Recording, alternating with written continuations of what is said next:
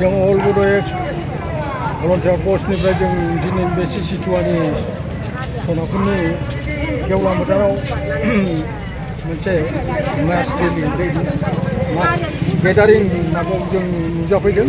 जितु जोंहाबो मोनसे इस्यु दङ। जों खुनु दिन जोंनि ट्राइबेल बेलटेन ब्लकखौ बा ट्राइबेल बेलटेन ब्लकनि जोंनि जितु ट्राइबेल माने मर्यादा मोनखानाय बिनि सायाव आरो जाहाथे बारायबावनानै होनो थाखाय जों आसाम सरकारनिसिम सोंखारिदों आरो जोङो गंबा बास लानानै फैदों आरो फैबावगोन दा थाखा फैसा नांबावगोन जों फैनायदों।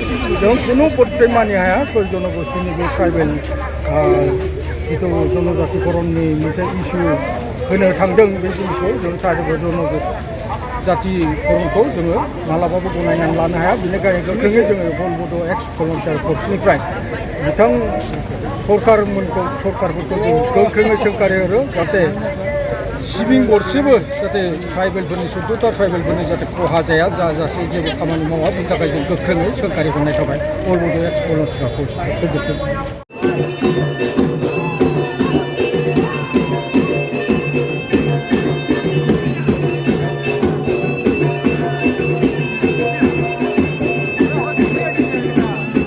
गिबियावहाय आं इउनाइटेड ट्राइबेल अर्गानाइजेसन अफ आसामनि आरो लोगोसे जोंनि अल बड' एक्स भलन्टियार फर्सजों लोगोसे जोङो बयनिसिमबो गाहाम अनसायनायखौ बावहरग्रोयो।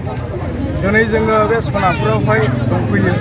बिनि जाहोनानो जाहैबाय आसाम सरकार भारत सरकारा जेनाखि आसामनि डेभेलप 6टा जनगोष्ठीखौहाय एसटि होनो नागिरदों बिनि हेंथायै जोङो दिनैहाय 14टा जाथिया ज' जानानै सिसि2नि ट्राइबेल संघनि दैदेननायावहाय बेवहाय जोङो मोनसे प्रटेस्ट रेलि खालामदों आरो दिनै बे सनापुरनिफ्राय जोङो आसाम सरकार भारत सरकारखौ मोनसे आवाज होदों जे जोङो मालाबाबो 6 जनगोष्ठीखौहाय एसटि होनायखौहाय जों गनाया होननानै जों बे मेसेजखौ दिनै हरबाय।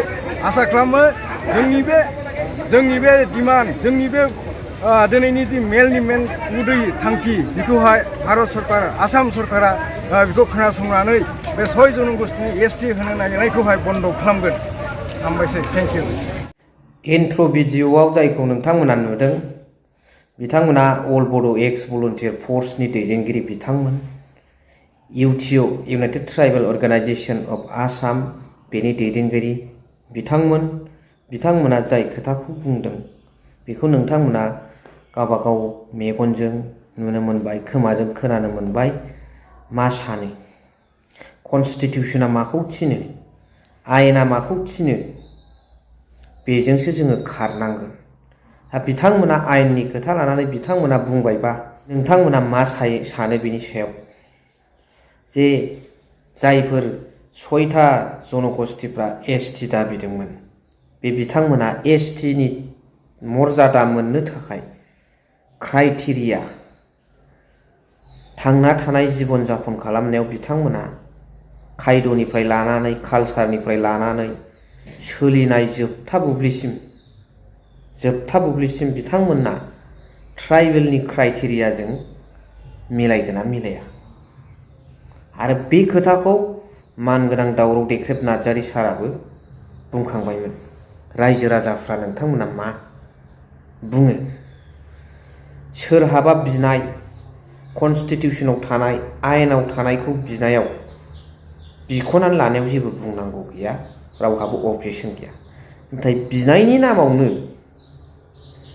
इन्डिजिनियास पिपोल थागिबि सुबुंफोरखौ बा थाखानाय सिगांनि एसटिफोरखौ दम होनाय बादि भाषा बुङोब्ला, आन्दलननि नामाव हुमखिनाय बादि भाषा बुङोब्ला जाथाया देरलांगोन, जाथाया गिदिर जागोन, दाङाबाजिया फैगोन।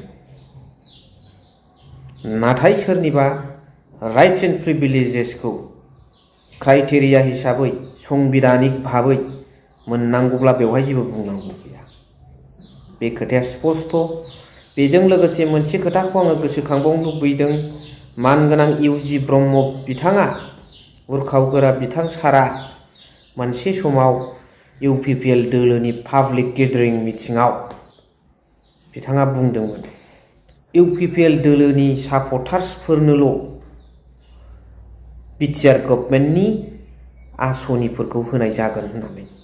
बेयाव रायजो राजाफ्रा जोबोद दुखु मोनदों बिथांमोनखौ जे इउपिपिएलआ मोनसे पार्टी आरो बे पार्टीया हमनानै लादो बिटिआर गभर्नमेन्टखौ सालायदों नाथाय गभर्नमेन्टआ इउपिपिएल होननाय थाया गभर्नमेन्टआ बयनिबो थाखाय गभर्नमेन्ट नालाय गभर्नमेन्ट बे गभर्नमेन्टखौ बिथांमोना मा सानदों गुबुननो होलायलायै बिथांमोना ओरैबादि नेग्लेक्ट बिथांमोननि आइडिय'लजियाव दं बेखौनो बिथांमोना बिराद गिदिर आइडिय'लजि साननानै लायो उर्खाव गोरा ब्रह्म बिथां सारा सासे बर'नि टप लिडारलाय बेनि थिंकिंआ बेबादि जायोब्ला रायजो राजाफ्रा बेखौ मा बुंगोन আপনালোকে কি ক'ব ইয়াৰ বিষয়ে আপোনালোকে কি কমেণ্ট দিব মই এইটোই বিচাৰোঁ हरदो नोंथांमोना लिरनानै स' थेंक इउ भेरि माच फर वाचिं लाभ